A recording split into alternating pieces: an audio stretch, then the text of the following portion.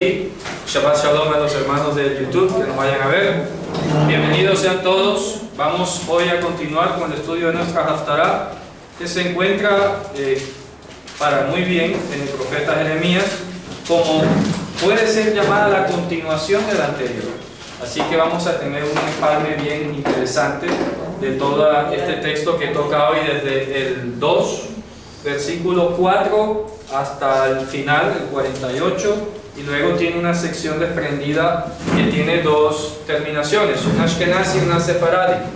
Según la Ashkenazi termina en el capítulo 4, del 1 al 2, y según la Sefaradi, o es al revés, perdón, la Ashkenazi termina en el 3, 4 y la Sefaradi en el 4, del 1 al 2. Ya estaremos revisando de qué se trata eso y por qué está así.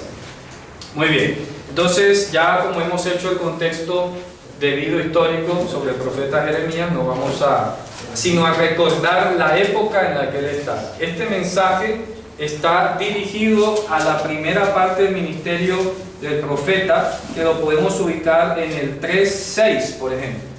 Vamos a ir al 3.6 para hacer un poco de ese contexto.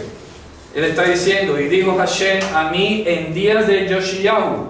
Yoshiyahu, el rey Josías, fue el primero de esos reyes. Acuérdense que fue él, su hijo y su nieto los que hicieron parte del mensaje del profeta Yirmeyahu Jeremías. ¿Okay? Entonces este mensaje que vamos a estudiar hoy es de sus inicios, esos primeros 10 años del ministerio del profeta. Acuérdense que Jeremías duró casi 40 años predicando en medio de Israel, exhortando, y no obstante su predicación quedó como testimonio, porque de los que se hayan arrepentido o llevado al arrepentimiento, como es más exacto decir, serían unos cuantos. De hecho, muchos de los pobres quedaron en la tierra de Israel y se fueron las clases élites, dirigentes y más adineradas a Babilonia. Eso representa también un hecho importante a nivel lingüístico, y es que la población humilde que se quedó en Israel nunca aprendió arameo. Y toda la gente humilde que se quedó en Israel siguieron hablando hebreo todo el tiempo. Cuando vienen de Babilonia se encuentran pues que los extranjeros o los de la diáspora vienen hablando arameo, y ahí se produjo todo el tema de la lingüística. Se dice que para esta época se cambió el alfabeto, porque se traía el alfabeto fenicio original y luego se cambió al alfabeto asirio, etc.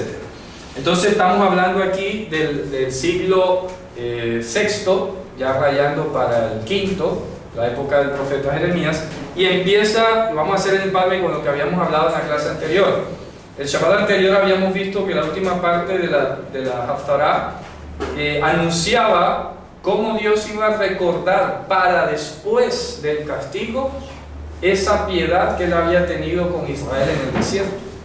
¿Ya? Eso es lo que alcanzábamos allí a estudiar la vez pasada. Ya habíamos dicho que era Kodesh Israel a Hashem, ¿verdad? Santidad es Israel, le pertenece a Hashem. Es el reshit de su producto, es decir, la primera muestra, el primer ejemplar, lo primero que tú tienes para mostrar de todo lo que Dios hace.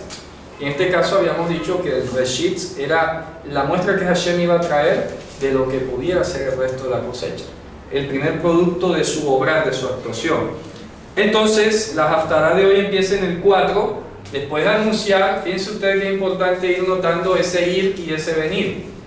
En el capítulo 1 el profeta anunció la destrucción severa de Judá, ¿se acuerdan? Va a venir castigo del norte, va a venir de esto. Bien, le recuerda en un paréntesis eso que va a ser después de la destrucción, y viene y retoma el discurso explicativo de por qué va a haber ese castigo. Entonces el capítulo 2.4 empieza diciendo: escuchen palabras de Hashem, casa de Jacob, que ya sabemos que es el sur, ¿verdad? Cuando escuchen o lean casa de Jacob, se refiere al reino de Judá. Dice: y todas las familias de la casa de Israel, es el norte. ¿Ok? También. Sí, claro. Porque entonces esta es una profecía que está exhortando a todos aquellos que hayan quedado remanentes de aquel entonces. Porque han pasado, acuérdense, casi 100 años entre la cautividad de la casa del norte y la casa de Judá al sur. Sin embargo, este mensaje está exhortando a todos aquellos, porque hay que aclarar y decir que no es que el 100% de la población de las 10 tribus se fue para Asiria y se desapareció. Acuérdense que en el Evangelio se dice Pablo era la tribu de Benjamín, Ana era la tribu de Asher, y habían otros levitas, etc. O sea, se le está recordando a este grupo representativo, este pequeño número que está ahí, y le está diciendo, así